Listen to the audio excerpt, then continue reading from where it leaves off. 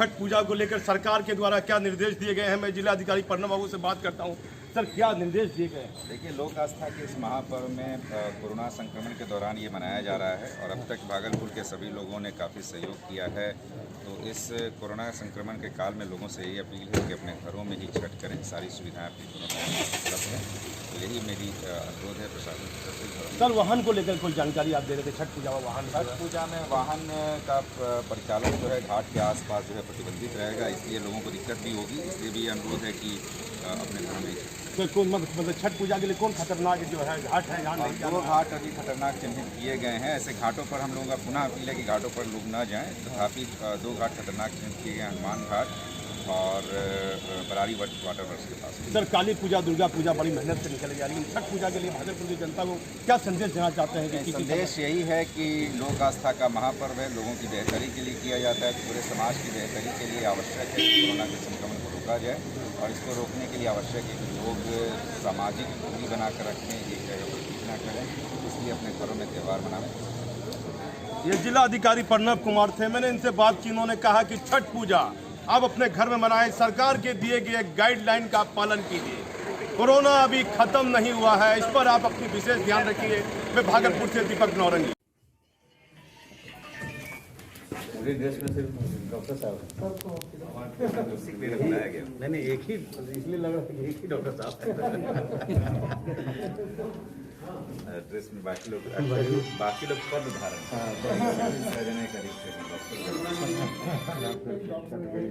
Meeting शुरू हो तो देखिए, आज जो हम लोग पीसी कर रहे हैं, बेसिकली इसके पीछे उद्देश्य है कि आगामी जो छठ का त्यौहार है, इस त्यौहार को पूरी सतर्कता के साथ, सावधानी के साथ मनाया जाए। इस चीज़ को लेकर के लगातार बैठकें की गई हैं और जो कंसर्न पदाधिकारी हैं उनके द्वारा कार्य भी किया जा रहा है। मुख्य रूप से उद्देश्य यह है कि पूरी सुरक्षा के साथ ये जो धर्म और आस्था का यह महापर्व है, इस महापर्व को लोग मनावें। इसमें सरकार की तरफ से भी लगातार गाइडलाइन जारी किए गए हैं। हम लोगों की तरफ से भी पूरे लोगों को और श्रद्धालुओं को ये निर्देश दिए जा रहे हैं, प्रचार प्रसार भी कराया जा रहा है कि यथासंभव लोग अपने घरों पर ही यह पर्व करें, अपने घरों पर ही यह पर्व और त्यौहार करें, क्योंकि गंगा के किनारे काफ़ी बड़ी संख्या में भीड़ जुटती है और भीड़ जुटने के कारण यह संभावना बिल्कुल बनी रहती है कि कोरोना का जो संक्रमण है वह एक व्यक्ति से दूसरे व्यक्ति में और दूसरे व्यक्ति से फिर तमाम लोगों में फैलने की संभावना रहती है। इस उद्देश्य को इसको दृष्टिगत करते हुए हम लोगों ने यह विचार किया है और सरकार का जो गृह विभाग विशेष शाखा का आदेश आया है उसके अंतर्गत सभी लोगों से, जितने भी श्रद्धालु हैं, जितने भी व्रती हैं, उनसे यही अनुरोध है कि वे अपने घरों में यथासंभव इस पर्व का आयोजन करें या अपने मोहल्ले के जो अस्थायी तालाब हैं या अन्य जल स्रोत हैं वहाँ पर बिल्कुल सीमित संख्या में जा कर के इस पर्व त्यौहार को मनाएं, क्योंकि एक जगह घाट पर ज़्यादा लोगों के एकत्रित होने से यह संभावना है कि प्रॉब्लम आ सकती है। इसलिए बेसिकली जो गृह विभाग और विशेष शाखा का जो आदेश है उसमें बड़ा स्पष्ट किया गया है कि हर एक जगह सोशल डिस्टेंसिंग का पालन किया जाना चाहिए और वैसे तालाबों को चिन्हित जो किया गया है स्थानीय स्तर पर, उन तालाबों को चिन्हित किया जाना चाहिए। छठ पूजा घाट पर ये संभावना रहती है कि कई लोग प्रसाद का वितरण करते हैं, कई लोग एक ही व्यक्ति प्रसाद का वितरण कई लोगों को करता है, तो इन सब चीज़ों से अवॉइड करने की आवश्यकता है। जो भी छठ पूजा घाट चिन्हित हों वहाँ पर यत्र तत्र थूकना एकदम वर्जित रहेगा। इसको लेकर के भी प्रचार प्रसार कराया जा रहा है और बैनर भी लगाए जाएंगे। तालाब में या कहीं भी आप जा रहे हैं जो सार्वजनिक जल स्रोत हैं, तो वहाँ पर अर्घ्य देने के दौरान डुबकी लिया जाना उचित नहीं है। अर्घ्य के दौरान डुबकी लिया जाना उचित नहीं है, इसलिए हम लोगों के द्वारा बैरिकेटिंग भी इस प्रकार की कराई जा रही है कि लोग डुबकी न लगा पाएँ। इसके अतिरिक्त घाटों पर भी 2 गज की दूरी मेंटेन करनी है। जाहिर सी बात है, जब ज़्यादा संख्या में लोग आएंगे तो इसको करने में दिक्कत होगी। इसलिए लोगों से ये अपील है कि अपने अपने घरों या अपने अपने स्थानीय स्तर पर ही इसका कार्यक्रम का आयोजन करें। कोई भी सामुदायिक भोज, प्रसाद या भोग का वितरण नहीं किया जाएगा वैसे लोकेशन पे जहां सार्वजनिक रूप से किया जा रहा है। इसके अतिरिक्त यह भी अपील है कि 60 वर्ष से अधिक उम्र के व्यक्ति या 10 वर्ष से कम उम्र के बच्चे, बुखार से ग्रस्त लोग या अन्य गंभीर बीमारियों से ग्रस्त लोग छठ घाट पर बिल्कुल न जाएं। इस अवसर पर किसी भी प्रकार के मेला, जागरण, सांस्कृतिक कार्यक्रम का आयोजन नहीं किया जाएगा। ये भी बड़ा स्पष्ट है। जो भी सार्वजनिक घाट चिन्हित किए जा रहे हैं स्थानीय स्तर पर, तालाब और अन्य जल स्रोत, उन सभी जगहों पर जो वहाँ के आयोजक हैं और जो हमारा नगर निगम है, नगर पंचायत कहलगांव है, नगर पंचायत जो भी नगर निकाय नौगछिया, कहलगांव और सुल्तानगंज में है, इन सभी के द्वारा वहाँ सैनिटाइजेशन कराने की भी व्यवस्था की जाएगी। तो इसके अतिरिक्त 2-3 चीज़ें हम लोगों ने और व्यवस्था की है, जिसके माध्यम से हम लोग चाहते हैं कि लोग यथासंभव अपने घरों पर ही करें। एक तो वाहन परिचालन पर भी रोक रहेगी। जो वाहन पहले बिल्कुल घाट के पास तक पहुंचता था, तो हम लोग जो मुख्य मार्ग हैं उस पर बैरिकेटिंग कराएंगे, ताकि बाहर के लोग जो कि घाट से दूर के लोग हैं, वो वाहन का एक लिमिट रहेगा, उसके आगे वाहन नहीं जाएगा। तो उसको लेकर के ऑर्डर इशू किया जा रहा है।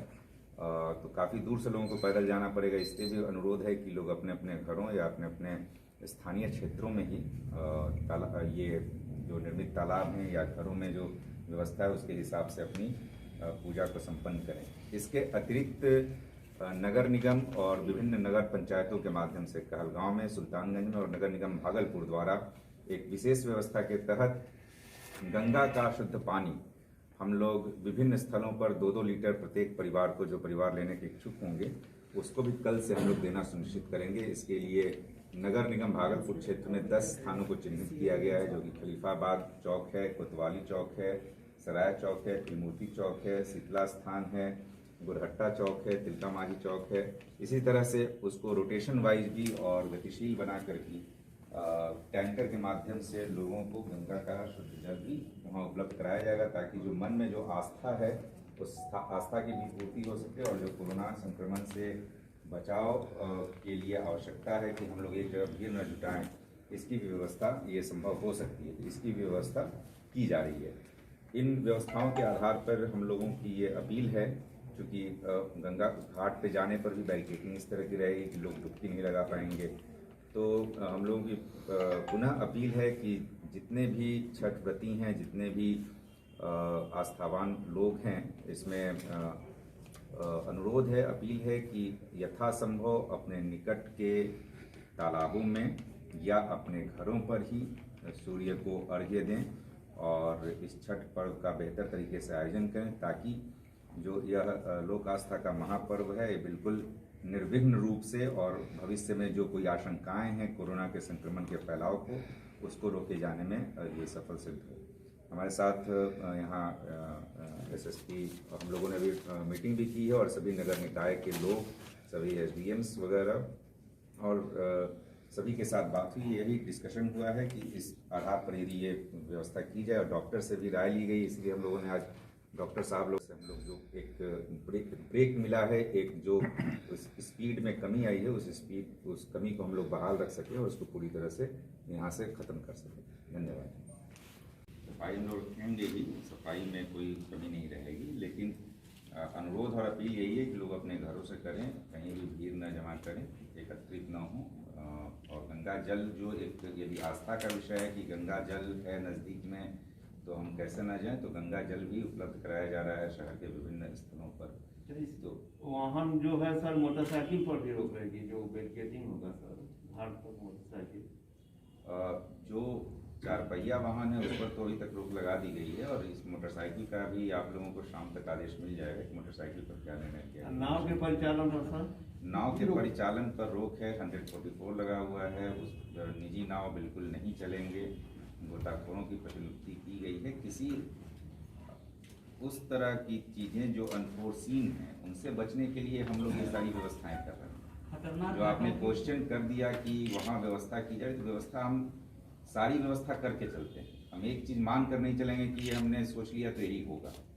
यदि न हुआ तो क्या हमारी व्यवस्था रहेगी, यदि लोग पहुंच ही गए तो क्या होगी व्यवस्था। तो हम सारी व्यवस्था करके चलते हैं, तो उस व्यवस्था के तहत ही नाव के परिचालन पर रोक है। गोताखोर की हम नदी अलाउ नहीं कर रहे हैं, फिर भी हम गोताखोर की प्रतिनियुक्ति करेंगे, क्योंकि हमारे वो सारी व्यवस्था करके हमें रखनी है। तो सारी व्यवस्था के तहत हमारा घाट भी ऐसा नहीं रहेगा कि लोग जाएं तो वहाँ पर कोई एक्सीडेंट हो जाए, कोई पहुँच ही गया तो कोई गिर गया, दलदल में फंस गया, तो वो स्थिति नहीं रहेगी। सारी हमारी साफ सफाई रहेगी, उसमें कहीं कोई दो राय नहीं है। एहतियातन हम लोग सारी व्यवस्था कर रहे हैं, लेकिन हमारी अपील यही है कि जो हम लोग इस संकट के काल से गुजर रहे हैं, संकट के काल से गुजर रहे हैं, तो इसमें सरकार का भी निर्देश है, गाइडलाइंस है, सारी चीज़ें प्रोटोकॉल क्लियर है। उस प्रोटोकॉल के हिसाब से सभी लोगों से अपील है और सारी व्यवस्थाएं आपके घर पर सुनिश्चित कराई जा रही हैं। तो लोगों से यही अपील है कि अपने घरों में रहकर या अपने घर के आसपास के जो सार्वजनिक स्थल हैं, तालाब हैं, वैसे चिन्हित स्थलों पर ही इस लोक आस्था के महापर्व का आयोजन करें, ताकि अपने स्वयं भी और पूरे समाज के भी बेहतरी का कार्य करने में अपनी सहभागिता निभा सकें। घाट कितने हैं? नगर निगम के द्वारा चिन्हित किए गए हैं। कौन कौन से हैं? मान घाट है और ये जो आपका बराड़ी वाटर वर्क से पास घाट है वो है।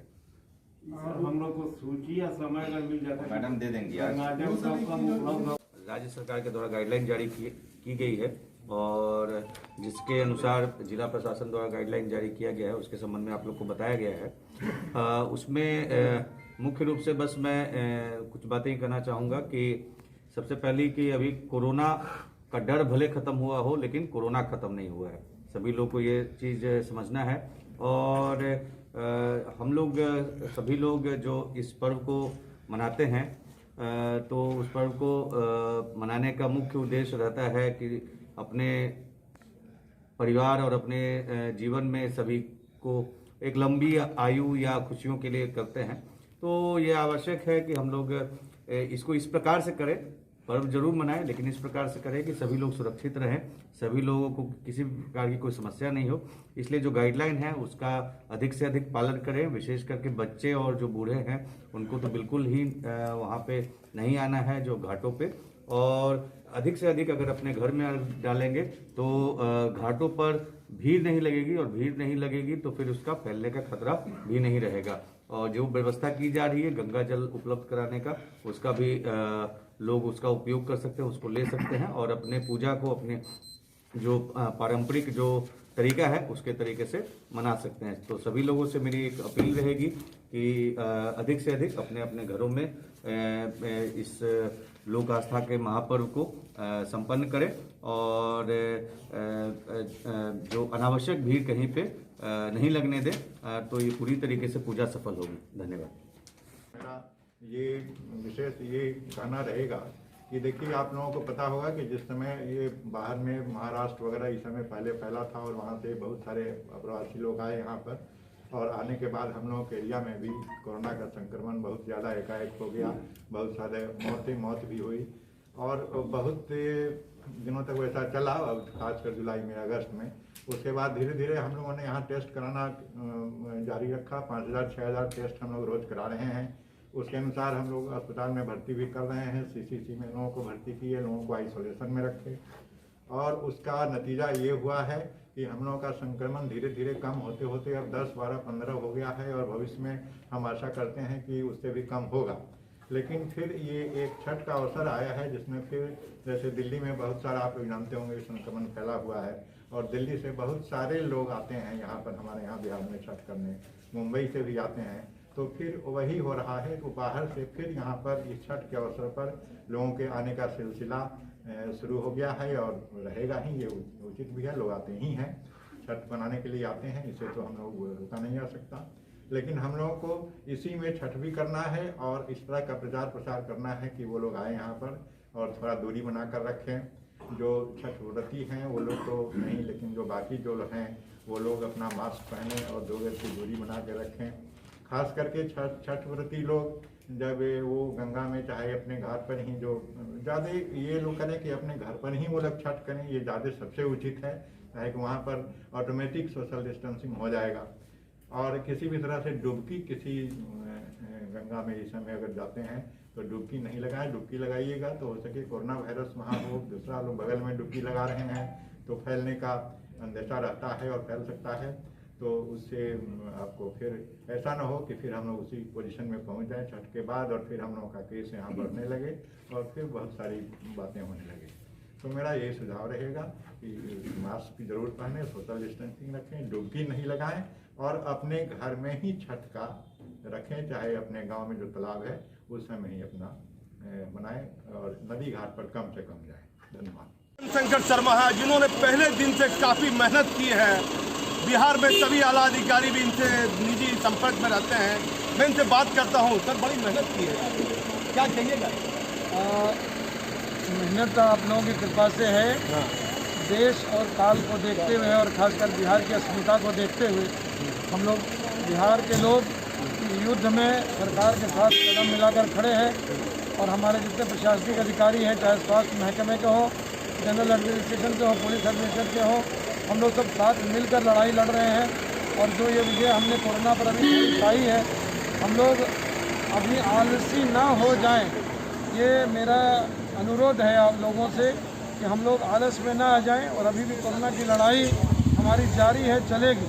हम लोग की रिकवरी रेट 96% से ज़्यादा है, लगभग 97%।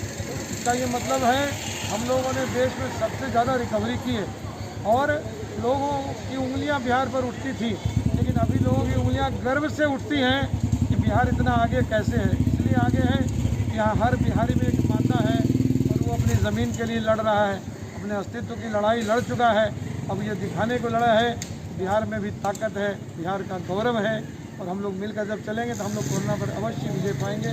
सिर्फ जनता हमारा इस छठ महापर्व में, जो लोक आस्था का महापर्व है, साथ दे, सोशल डिस्टेंसिंग ले, घाट पर कृपा करके न जाएं, ये बहुत ज़रूरी चीज़ है। हम अपने घरों में पर्व करें।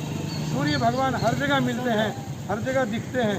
जहाँ गंगा है तो आप जाना चाहते हैं, जहाँ गंगा नहीं है वहाँ भी तो लोग जाते हैं। तालाब, पोखर, हर जगह छोटी छोटी जगहों में घरों के आसपास करिए, ये सबसे बड़ी बात होगी और ये बिहार के लिए एक अच्छी चीज़ होगी। डॉक्टर साहब, लंबा आपको अनुभव है, भागलपुर की जनता को बताइए, क्या कोरोना खत्म हो गया कि कोरोना अभी है? कोरोना भाई साहब ख़त्म नहीं हुआ है। हाँ। कोरोना अभी बिल्कुल है, लेकिन जो उसका प्रकोप था वो सारी चीज़ों को मिलाकर अगर देखा जाए तो अभी संख्या बल में काफ़ी कमी आई है। पहले जब मई, जून, जुलाई, अगस्त, इन सब पीरियड में जब यहाँ मैक्सिमम पर हम थे तो हमारे अस्पताल में लगभग 80 से 100 केसेस भर्ती रहते थे।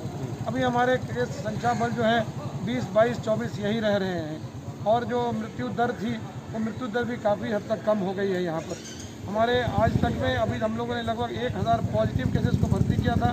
टोटल लगभग 9000 पेशेंट्स का हम लोगों ने इलाज किया है और उसमें भागलपुर में जो डेथ हुई है वो अभी तक 69 डेथ है। तो इसलिए डेथ अभी उसके हिसाब से बहुत ज़्यादा नहीं है।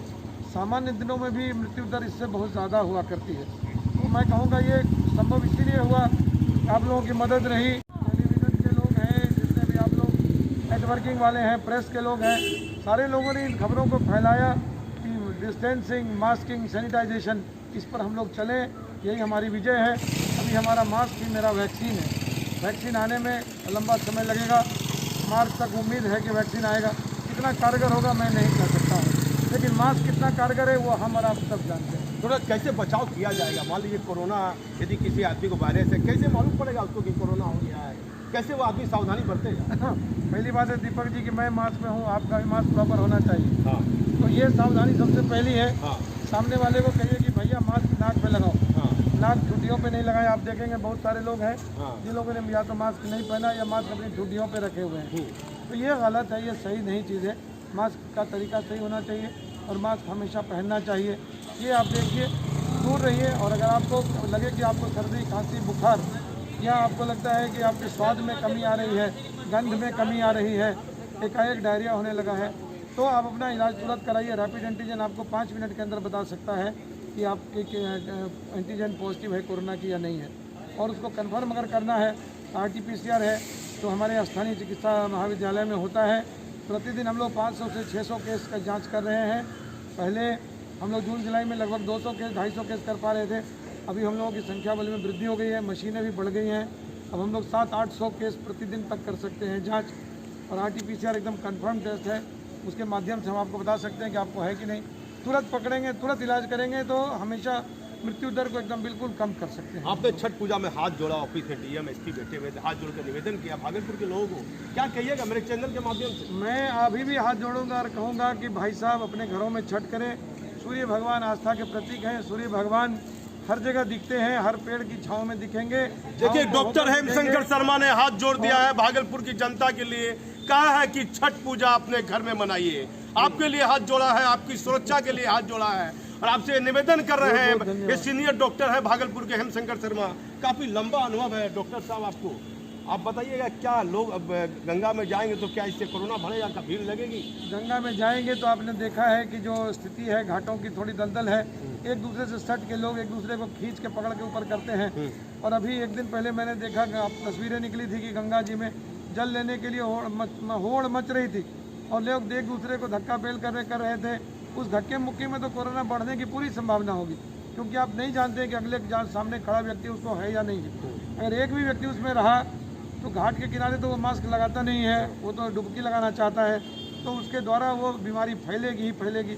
इसी का हमें भय है, हम लोग इसी के लिए तैयारी कर रहे हैं, इसी के लिए अनुरोध कर रहे हैं कि कृपया ऐसा काम ना करें। डॉक्टर हेमशंकर शर्मा शुरू दिन से लगे हुए हैं, आपको परिवार है, बच्चा है, जिम्मेदारी आपको भी है, आपको डर नहीं है डॉक्टर साहब? शुरू दिन से आप लगे हुए हैं, देखिए, आपने तो बहुत लोगों का इलाज भी किया है। हाँ, बहुत लोगों का इलाज किया। मैंने कहा कि अभी तक मैंने करीब 9000 लोगों का जो है डायरेक्टली इनडायरेक्टली उनका किया है, और डायरेक्ट ट्रीटमेंट जो है करीब 950 लोगों का बिल्कुल ट्रीटमेंट किया है। इसमें तकरीबन 650 लोग हमारे ICU में रहे, और बाकी लोग आइसोलेशन वार्ड में कभी हमारे भय यहाँ की रहे हैं। स्थिति आपके साथ नहीं, मुझे तो कभी भय नहीं लगा, क्योंकि मैंने शुरू से ही मास्क लगाता हूँ, डिस्टेंसिंग में रहता हूँ, ग्लव्स पहनता हूँ, और जो सावधानी इलाज कराने के बाद परिवार के पास आप जाते थे? परिवार के पास भी जाता हूँ, लेकिन जाने के पहले मैं अपने कपड़े बाहर घर के बाहर ही चेंज कर लेता हूँ, नहा लेता हूँ, और तब मैं अपने मेरी छोटी सी पोती है, उसको मैंने 6 महीने तक छुआ ही नहीं था। 6 महीने तक मैं उससे दूर रहा, मैं उसको दूर से देखता था, मैं खुश हो जाता था। एक बड़ा खुलासा कर दिया डॉक्टर हेमशंकर शर्मा ने। इलाज के दौरान 6 महीना तक अपनी छोटी पोती को इन्होंने नहीं छुआ, क्योंकि कोरोना मरीज का ये इलाज करा रहे थे। सावधानी बरतनी आपके लिए बहुत जरूरी है, मेरे कहने का मतलब ये है। डॉक्टर साहब, फिर क्या हुआ 6 महीना तक पोती को आपने नहीं? अब उसके बाद जो है सावधानी तो मैं रख ही रहा हूँ। अब जब कम हो गया है भय, और मेरा डायरेक्ट कांटेक्ट भी कोरोना के मरीज से कम हो गया है, तो अब मैं पोती को ले सकता हूँ, पूरा अपने आप को सैनिटाइज कर लेता हूँ, नहा लेता हूँ, तब मैं पोती को गोद में ले सकता हूँ। कैसा महसूस किए हेमशंकर बाबू आप पूरे इलाज के दौरान? कैसा मैंने यही महसूस किया कि मैं आपके शायद किसी काम आ सका, यहाँ की जनता के काम आ सका, ये बहुत बड़ी बात है। दुख मुझे भी होता है अगर किसी की मौत हो जाती है। वो लोग समझते हैं कि चिकित्सकों ने कहीं कुछ कमी की है, लेकिन मैं बताऊंगा चिकित्सकों ने कभी कोई कमी नहीं की है। चिकित्सकों की अपनी खुद की जिंदगियां दांव पे लगी हुई थी। हमारे यहाँ भी कुछ चिकित्सकों की डेथ हो गई है, वो लोग भी काम करते करते लड़ते हुए चले गए। मेरा मित्र सिविल सर्जन था समस्तीपुर में, डॉक्टर त्रिमन झा, वो भी काम करते करते उसकी डेथ हो गई। अभी तक लगभग हमारे बिहार में तकरीबन 35 से 40 डॉक्टरों की मौत हो चुकी है, और पूरे हिंदुस्तान में लगभग 550 डॉक्टरों की मौत हो चुकी है। तो अब जब हम लोग अपनी लाइफ सेक्रीफाइस करने को तैयार बैठे हैं, तो जनता अगर साथ नहीं देगी तो बड़ी अजीब लगता है। तो साथ देगी, मुझे मालूम है साथ देगी, और जब हम लोगों ने अनुरोध किया है, यहाँ से अपील की है, इसका प्रतिफल भी देखने को मिलेगा, अच्छा ही मिलेगा। हम लोग अच्छे भविष्य की कामना करते हैं, मंगलमय छठ की कामना करेंगे, और सारे लोगों को सपरिवार। मेरा अंतिम सवाल रहेगा डॉक्टर साहब, फिर से आपसे रहेगा, कोरोना खत्म हुआ या नहीं? कोरोना बिल्कुल ख़त्म नहीं हुआ है। अगर आपने समझ लिया कि कोरोना ख़त्म हो गया है, वो आपको कभी भी वापस जकड़ सकता है। इसलिए सावधानी ही एकमात्र बचाव है। आप सावधान रहिए, सावधानी से असावधानी में कभी मत जाएं। कृपा करके डिस्टेंसिंग, मास्किंग, सैनिटाइजेशन, इस 3 चीज़ों पर ध्यान रखें, और जैसे ही कोई लक्षण आपको दिखे आप तुरंत ही उनका इलाज करने की कृपा करें। दिक्कत हो, हम लोग हमेशा मौजूद हैं, 24/7 उपलब्ध हैं। आप अस्पताल में आइए, सब चीज़ की सुविधा हमारे पास है यहाँ पे। अब तो बड़ी बड़ी दवाइयाँ भी यहाँ उपलब्ध हैं, इसलिए कहीं कोई दिक्कत की नहीं है। मैं आपको आश्वस्त करना चाहूँगा कि आप लोग सब लोग आ सकते हैं इस अस्पताल में, यहाँ हर सुविधा मौजूद है। डॉक्टर अपना पूरा परिचय दे दीजिए भागलपुर की जनता को। मेरा नाम हेमशंकर शर्मा, मैं मेडिसिन विभाग का प्रोफेसर हूँ, और ये यहाँ post graduate department of medicine में, और मैं कोरोना के हिसाब से यहाँ का नोडल अफसर शुरू से रहा हूँ, अभी भी मैं नोडल अफसर हूँ, और उसके तहत मैं पूरा कोरोना की देखभाल, कैसे व्यवस्था होनी चाहिए, क्या होना चाहिए, क्या तकलीफ होगी, क्या करना है, कैसे इसका प्रचार प्रसार के भाई बंधु जो मदद करें वो किस तरह से करें। प्रेस कॉन्फ्रेंस भी करता हूँ, लगातार प्रेस पर स्टेटमेंट भी देता हूँ, जनता को हर मंच से बताने की कोशिश करता हूँ कि कोरोना से भागलपुर के कैसे बचा प्रशासनिक जाए। अधिकारी की कैसा तालमेल रहा, कैसा रहा? भागलपुर के प्रशासनिक अधिकारी बिल्कुल मेरे भाई की तरह हैं और ये अभिभावक के तौर पर भागलपुर को वो देख रहे हैं जो मैंने देखा है। हमारे डीएम साहब प्रणव कुमार जी हैं, एसएसपी साहब आशीष भारती जी हैं और अभी मैडम नई आई है जे प्रियदर्शनी, उनको मैंने देखा काम करते हुए। सारे लोगों का मिलके काम करने के, इनके साथ काम करके बहुत ही अच्छा लगा। खासकर जो हमारे डीएम साहब हैं वो तो हर मीटिंग में, हर क्षेत्र में, हर जगह में डिस्कस करते हैं और वो खुद भी कोरोना प्रभावित हो चुके हैं। आशीष भारती जी के घर में उनकी मदर इन लॉ भी प्रभावित हो चुकी थी। अभी हमारे जो डीआईजी साहब हैं उनके भी पिताजी को हो गया था, लेकिन सारे लोग रिकवर किए हैं। और यहाँ की कमिश्नर मैडम जो हैं वंदना किनी जी, उनको भी कोरोना हुआ, उन्होंने भी गंभीर लड़ाई लड़ी, वो वापस जीत कर आई और फिर से वो इसी कार्य में लग गई हैं। तो ये बड़ी अच्छी बात है। यहाँ के प्रशासनिक अधिकारी बहुत ही अच्छे हैं, दिल वाले हैं, खुले दिल के हैं और जनता के लिए हमेशा काम करने के लिए तत्पर है। डॉक्टर फिर मैं आपका इंटरव्यू लूँगा, मौका पड़ेगा फिर मैं आपके पास आऊँगा। ये डॉक्टर हेमशंकर शर्मा थे, इन्होंने शुरू दिन से काफ़ी बड़ी मेहनत की है भागलपुर के लिए। हेमशंकर शर्मा एक बड़ा नाम है, किसी पहचान की आवश्यकता नहीं है, लेकिन जो इन्होंने काम किया इस कोरोना काल में, काफ़ी डॉक्टर जो नहीं आना चाह रहे थे अस्पताल, वैसी स्थिति में हेमशंकर शर्मा मायागंज अस्पताल में हर जगह आपको दिख रहे थे। मैं आपको बताता हूं, इन्होंने बहुत बड़ा रोल इनका कोरोना जैसी महामारी में रहा है। भागलपुर के कई आईएएस और आईपीएस अधिकारी से इनके निजी संबंध भी है। मैं भागलपुर से दीपक नौरंगी।